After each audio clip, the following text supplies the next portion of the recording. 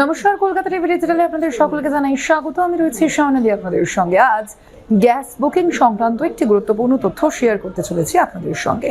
মে মাসের একেবারে শুরু থেকেই কিন্তু এই গ্যাস সরবরাহ এবং বুকিংয়ের ক্ষেত্রে কিছু বদল আসতে চলেছে বলে ইতিমধ্যেই জানানো হয়েছে বিভিন্ন গ্যাস সরবরাহকারী যে সংস্থাগুলির তরফ থেকে, এবং কি কি সেই বদল আনা হয়েছে, কি কি সেই নিয়মের কথা বলা হয়েছে সে বিষয়ে জানাবো আপনাদের এই ভিডিওতে।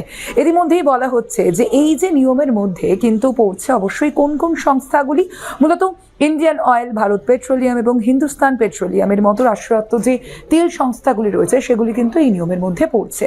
এবং এখানে বুকিংয়ের যে সময়সীমা সেক্ষেত্রে বদল আনা হয়েছে।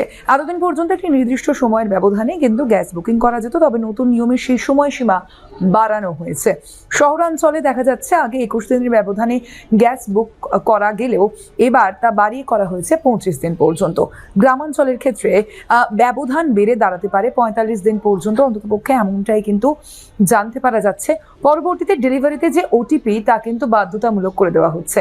গ্যাস সরবরাহ ব্যবস্থায় স্বচ্ছতা আনতে এবং কালোবাজারি রুখতে এই ওটিপি ব্যবস্থাকে কিন্তু একেবারে সব সময়ের ক্ষেত্রে একটা গুরুত্বপূর্ণ ভূমিকা পালন করতে চলেছে, এবার ভূমিকা পালন করবে বলে ইতিমধ্যেই জানানো হয়েছে এই সংস্থাগুলির তরফ থেকে। এবং তার পাশাপাশি কিন্তু বলা হচ্ছে যে ডেলিভারি এজেন্টের ফোনে আসা ওটিপি গ্রাহককে জানাতে হবে। এই প্রক্রিয়াটি সম্পন্ন না হলে তখনই কিন্তু ডেলিভারি বাতিল হতে পারে। ফলে ভর্তুকিযুক্ত যে সিলিন্ডার রয়েছে সেটি শহরে যে গ্রাহকরা রয়েছেন তার কাছে কিন্তু পৌঁছানো নিশ্চিত করার জন্যই মূলত এই যে প্রক্রিয়া ইতিমধ্যেই তা কিন্তু নিযুক্ত করা হয়েছে বা এই প্রক্রিয়া সংযুক্ত করা হয়েছে।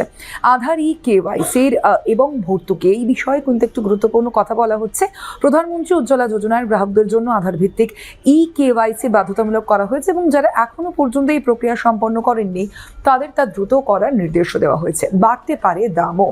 গত কয়েক সপ্তাহে আমরা দেখেছি রান্নার গ্যাসের দাম কিন্তু কিছুটা বেড়েছে এবং 1 মে থেকে নতুন করে দাম পর্যালোচনার কথা বলাও হয়েছে, যেখানে বিশ্ববাজারের পরিস্থিতি অনুযায়ী সিলিন্ডার আরও দামি হওয়ার আশঙ্কা কিন্তু থাকছে।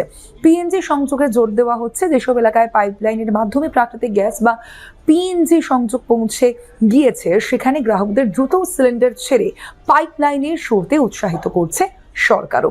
এবং তার পাশাপাশি আরও একটি বিষয় যা বলতেই হয়, গ্যাস বুকিং এর ক্ষেত্রে ঠিক কিভাবে আপনারা সেই গ্যাস বুকিং করবেন 4টি উপায় আপনাদের জানাবো।